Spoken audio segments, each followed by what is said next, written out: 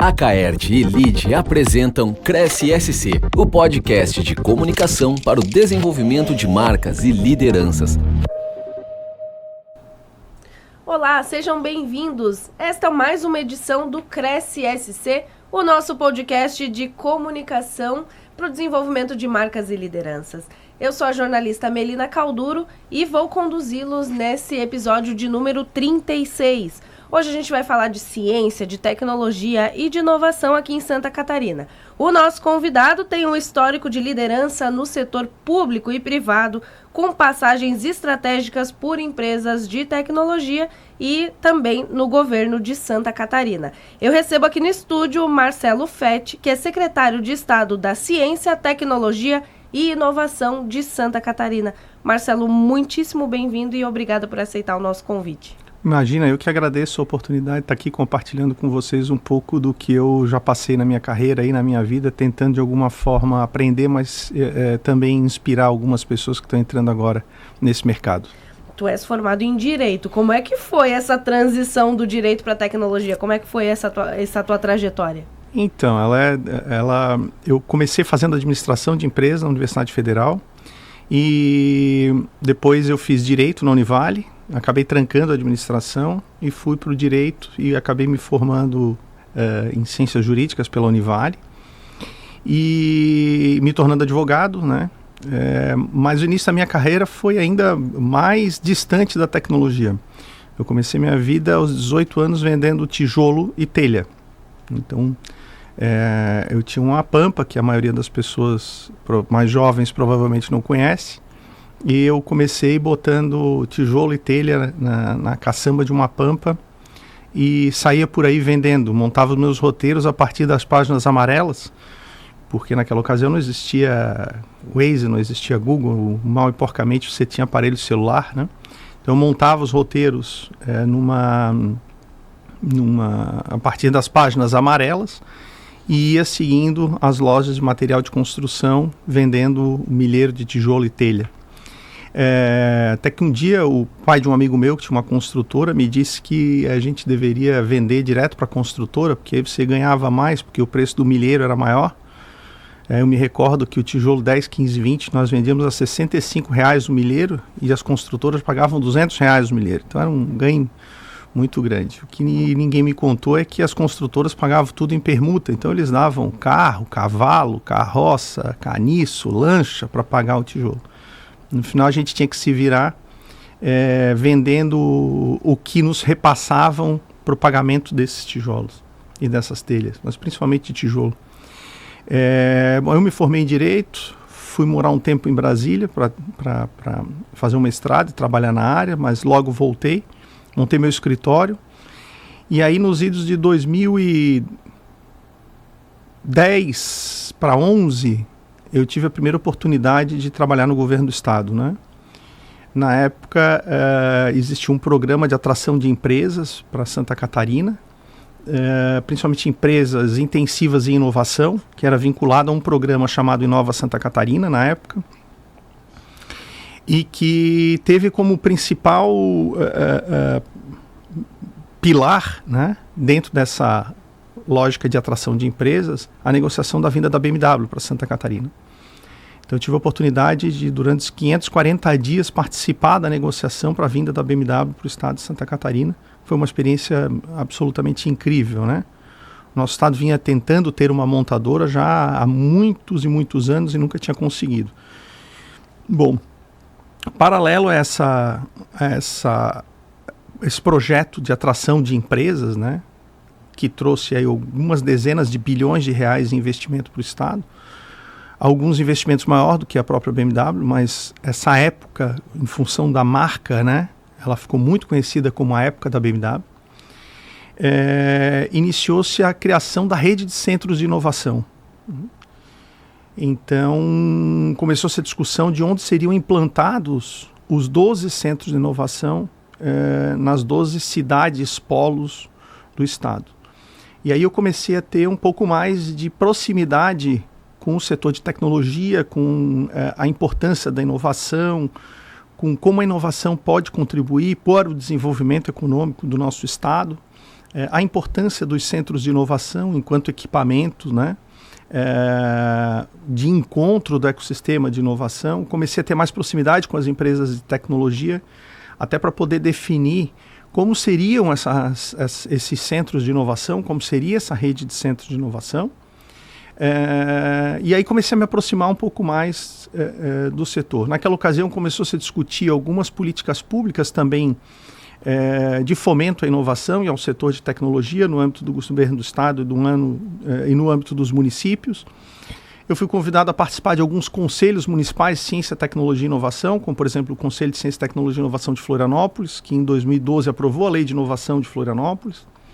Depois de Joinville e depois de Palhoça. Enfim, eu fui me aproximando muito dessa nova economia, né?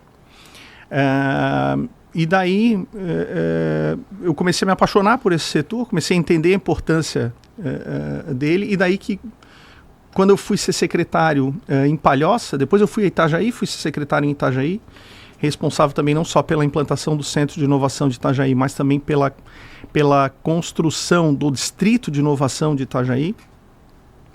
E aí me envolvendo mais ainda com o setor. Depois eu vim a Palhoça e como secretário em Palhoça, a gente focou muito na questão de criar um programa de desenvolvimento econômico a partir da inovação no município de Palhoça, que acabou trazendo números muito significativos de desenvolvimento para o Estado, mas principalmente acabou inspirando muitas outras cidades a apostarem na inovação também como um pilar de desenvolvimento.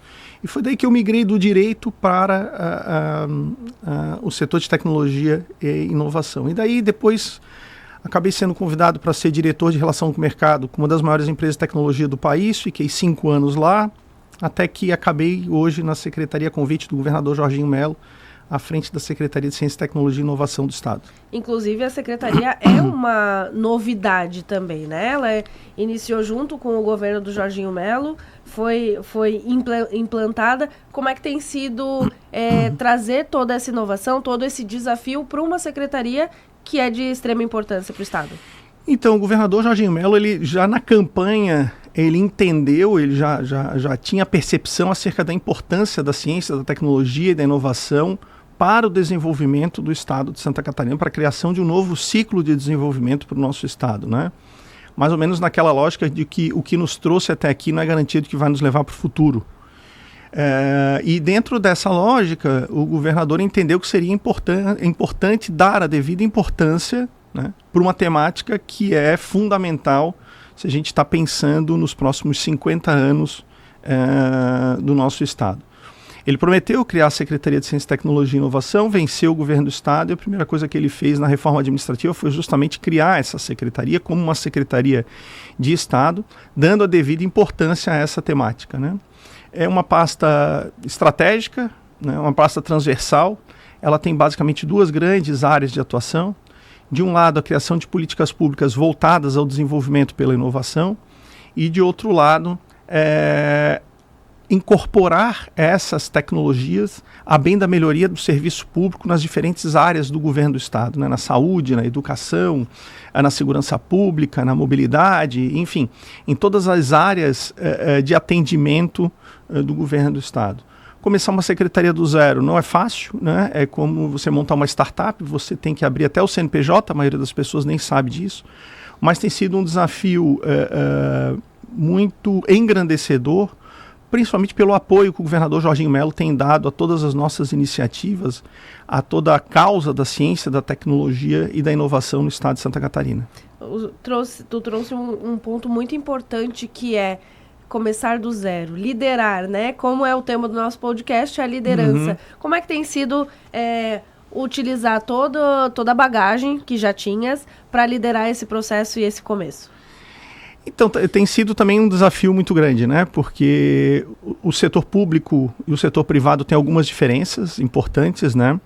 No setor privado, você pode fazer tudo aquilo que a lei não proíbe, né? E no setor público, você só pode fazer aquilo que a lei permite. Então, isso já dá uma dimensão da diferença, né? Uma das grandes diferenças. Agora, eu tive a oportunidade de ser secretário em 3 cidades, antes de ser secretário de Estado, né? Eu fui secretário em Itajaí, fui secretário em Palhoça e fui secretário em São José. Então, das 10 maiores cidades, eu tive a oportunidade de ser secretário em 3 delas.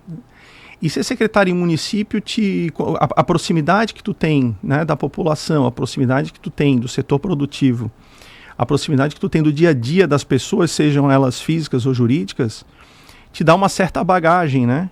Que ganha uma outra escala quando tu vai para o governo do estado, porque tu acaba sendo secretário de 295 municípios, mas te dá uma experiência interessante, né? Daquilo que realmente funciona, daquilo que realmente resolve o problema do empreendedor, daquilo que realmente resolve o problema de quem gera riqueza, né? Evitando que você crie políticas públicas que são românticas, né?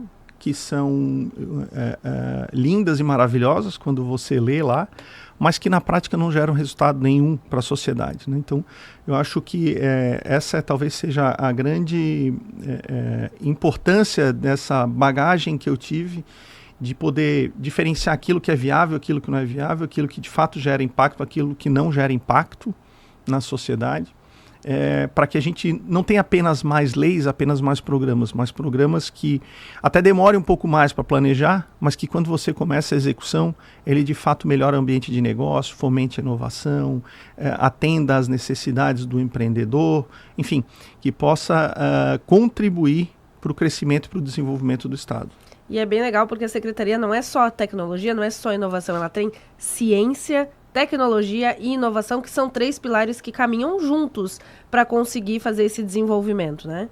Perfeito. São três áreas, são 3 pilares, são 3 desafios, né? E você tem que atender todas elas porque há uma correlação entre ciência, tecnologia e inovação, né? Você precisa investir em ciência para que você possa desenvolver tecnologias e essas tecnologias possam contribuir para a inovação. É importante também deixar claro para quem nos assiste, quem nos ouve, que inovação não é só tecnologia, mas é também tecnologia, né? Então, essa interação entre esses 3 pilares, entre essas 3 temáticas, é fundamental, principalmente se a gente está pensando numa estratégia estruturada e sustentável de médio e longo prazo. Secretário, hoje Santa Catarina já é destaque nacional nessas 3 áreas, né? Ciência, tecnologia e inovação. Como que a Secretaria ajuda nessa situação, né? Ajuda a fomentar o nosso estado? Então, a gente tem um conjunto de ações articuladas em diferentes áreas para atender essa necessidade e essas demandas, né? Formação de capital humano é um desses pilares que a gente está trabalhando muito, né? Porque você não consegue fazer ciência, não consegue estimular tecnologia e não consegue fazer inovação se você não tiver capital humano. Financiamento, né? Então, no ano passado, o governo do estado investiu mais de 400 milhões de reais em pesquisa, desenvolvimento e inovação, né? Esse ano serão mais 400 milhões de reais investidos diretamente pelo governo do estado, fora o financiamento que o governador está proporcionando através de programas, por exemplo, como o Pronamp Inovação, ou através, por exemplo, da reestruturação de um programa que tem anos, que é o PRODEC, né? Então o Estado vem fazendo, o governador Jorginho Melo vem fazendo um esforço muito grande para permitir que essas iniciativas inovadoras tenham financiamento, né? Infraestrutura, né? O governador vem investindo muito, não só em laboratórios de pesquisa e desenvolvimento, mas também na reestruturação da rede de centros de inovação, permitindo que eles possam prestar mais para o ecossistema, né? Permitindo que eles tenham uma função mais ativa junto ao ecossistema, de permitir que eles possam ter acesso a essas diferentes fontes de financiamento, de permitir que eles possam ter conhecimento dos subsídios existentes, de permitir que eles possam ter acesso aos programas de incentivo fiscal e econômico do governo do estado e do governo federal, Quando a gente fala em infraestrutura, a gente fala também em conectividade. O governador deve lançar nos próximos dias um grande programa de conectividade do estado, levando internet de qualidade, seja ela fixa, seja ela móvel, para todos os cantos do estado, né? Santa Catarina é um estado que tem só 60% do seu território coberto por telefonia celular, por exemplo. Isso é um limitador muito grande ao desenvolvimento. Enfim, são várias ações que o estado vem fazendo por determinação do governador Jorginho Melo em prol do desenvolvimento dessa temática da ciência, da tecnologia e da inovação. Um dos pontos que tu trouxe na tua fala foi a questão do capital humano, né? A formação de profissionais. Como é que essas parcerias com as universidades, essa formação inicial vai contribuir com o desenvolvimento do nosso estado? Bom, primeiro é importante dizer que o governador lançou o maior programa educacional, acho que da história do Brasil, que é a Universidade Gratuita. E hoje, em Santa Catarina, todas as pessoas podem fazer aquele curso superior que elas querem e não o curso superior que ela pode pagar, né? Que essa era uma realidade muito triste de Santa Catarina e de todos os outros estados, né? E isso, sem dúvida nenhuma, vai aumentar a régua da formação de capital humano, da qualidade do capital humano em nosso estado. Ademais disso, o estado vem trabalhando também, por exemplo, na formação do ensino técnico, né? Então o programa CATEC, que é um programa lançado pelo governador no ano passado, também está formando 16 mil jovens já nesse primeiro ciclo no ensino técnico, né, para poder preencher com competências técnicas e socioemocionais essas vagas existentes no mercado de trabalho. Quando você vai nas reuniões, como eu tenho participado frequentemente de federações empresariais, sejam elas do comércio, da indústria, do setor de tecnologia, todas elas reclamam que os dois grandes gargalos para o desenvolvimento de Santa Catarina é infraestrutura e capital humano, né? Então o governador é muito sensível a essa causa do capital humano e vem fazendo um trabalho muito importante de levar essas competências, porque essas vagas deixam de ser preenchidas por falta de competência técnica e socioemocional para atender essas vagas. No setor de tecnologia, a mesma coisa. Hoje a gente tem aproximadamente 10 mil vagas em aberto dentro do setor de tecnologia, né? São competências muito específicas e esse número a gente arrisca dizer que ele é até subdimensionado, porque ele leva em consideração apenas o número de vagas disponíveis nas empresas de tecnologia. Mas o setor industrial também contrata profissionais com competências do setor de tecnologia. A WEG, por exemplo, tem centenas de trabalhadores, de colaboradores que trabalham no setor de tecnologia. A agroindústria tem centenas de profissionais que trabalham com competências do setor de tecnologia. A indústria têxtil, a indústria madeireira, a indústria moveleira, a indústria mineral, enfim. Todo o setor empresarial contrata profissionais com competências do setor de tecnologia, tal qual o varejo, o atacado e o comércio em geral. Então, esse número de 10 mil vagas em aberto, ele é um número até subestimado. Se a gente levar em consideração os outros setores da economia que contratam competências do setor de tecnologia, esse número deve ser maior. O governador deve lançar também nos próximos dias um grande programa de formação, não só para o setor de tecnologia, mas também voltado e dando um foco, um viés na questão da inteligência artificial, que gradativamente vem se tornando uma realidade dentro das nossas vidas, né? Antigamente se consultava as páginas amarelas, como eu consultei quando vendia tijolo. Depois a gente foi para o Google e agora a gente vai para o ChatGPT e para tantas outras ferramentas de inteligência artificial. Dia desses, eu estava me esmeirando em produzir uma apresentação de PowerPoint e uma pessoa do meu lado, em 5 minutos, fez uma apresentação de PowerPoint na mesma velocidade que eu estava levando horas e horas para fazer utilizando inteligência artificial. Então, o governador é ciente da importância dessa nova realidade, também está investindo na formação dessas competências para que Santa Catarina possa estar sempre na fronteira do desenvolvimento do nosso estado. Até porque é importante destacar, né, secretário, todas essas ferramentas precisam de pessoas por trás, né? E pessoas com habilidades para conseguirem extrair o melhor, né? As pessoas às vezes falam, a gente vai ser substituído pela inteligência artificial. Pelo contrário, como foi citado, às vezes a inteligência não vai fazer por ti, ela vai ajudar o teu processo e vai acelerar a qualidade do teu trabalho, né? Perfeito. Sempre vão ter pessoas, né? Transformação digital se faz basicamente com o quê? Com pessoas, com processos e com tecnologia, né? Talvez não necessariamente nessa ordem, né? Mas eu acredito muito nessa ordem: pessoas, processos e tecnologia. Se você não tiver pessoas, processos e tecnologia, você certamente não vai conseguir percorrer essa jornada de transformação digital em qualquer setor da economia, né? Seja no setor de tecnologia, seja no setor industrial, seja no setor de comércio, seja no setor de serviço. Essa é a tríade que embasa aí a questão da transformação digital. Secretário, muito obrigada. A gente está se encaminhando aqui para o final do nosso podcast. Esse assunto é muito importante a gente destacar. E quem está nos ouvindo, eu gostaria que deixasses uma mensagem para quem está nos ouvindo, que quer seguir nesse caminho, ou alguma coisa que pode acrescentar para quem está nos ouvindo.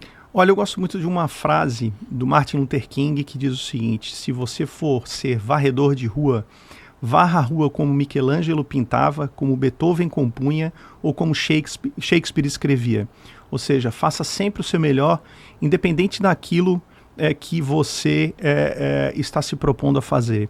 Se eu tiver um tempinho, eu gosto de contar também uma história de quando o presidente John Kennedy foi visitar a NASA para falar um pouco de propósito, né? Eu acho essa história traduz um outro ponto que eu acho importante também, que é a questão do propósito. O presidente Kennedy foi visitar as instalações da NASA e viu uma pessoa limpando o chão, né? Com um balde limpando o chão. E aí, quando o presidente Kennedy perguntou para essa pessoa que estava limpando o chão com um balde e um rodo, ele perguntou assim: o que você está fazendo aí? E aí aquele jovem que estava ali respondeu para o presidente Kennedy: eu estou ajudando o homem a ir para a Lua. Ele não estava varrendo, ele estava ajudando o homem a ir para a Lua. Então, você fazer o seu melhor e ter propósito, eu acho que são as grandes sugestões que eu deixo para quem está nos ouvindo e quem está nos assistindo. Muito obrigada. Hoje eu conversei com o secretário Marcelo Fetti, da Secretaria de Estado da Ciência, Tecnologia e Inovação. Eu agradeço também a você que nos ouviu pela sua rádio preferida e nos viu pelo YouTube da Acaerte. Na semana que vem eu volto com mais uma edição do Cresce SC. Este foi o Cresce SC, uma parceria entre a Acaerte e o LITE.